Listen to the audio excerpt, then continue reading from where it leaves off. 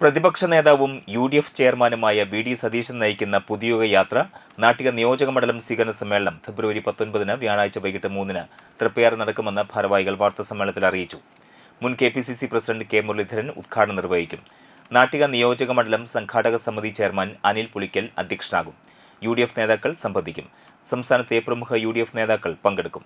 സംഘാടക സമിതി chairman Anil Pulikkal, Sunil Lalur, K. Haroon Rasheed, K. Dileep Kumar, BR Vijayan എന്നിവർ വാർത്താസമ്മേളനത്തിൽ സംബന്ധിച്ചു.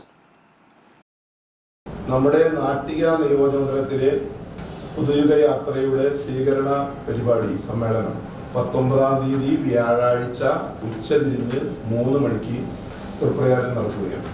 ബഹുമാന്യനായ മുൻ KPCC president Shri K. Muraleedharan അവർകളാണ് ആ സമ്മേളനം ഉദ്ഘാടനം നിർവഹിക്കുന്നത്. ഈ യാത്ര സാധാരണക്കാരെ കണ്ടും കേട്ടും നാടിന്റെ ആവശ്യങ്ങളും ആവലാതികളും കണ്ടറിഞ്ഞും ഐക്യജനാധിപത്യ മുന്നണി അധികാരത്തിൽ വരുമ്പോൾ പ്രവർത്തിക്കുന്ന കാര്യങ്ങൾ പറഞ്ഞും പങ്കുവെച്ചുമാണ് ഈ യാത്ര മുന്നോട്ട് പോകുന്നത്.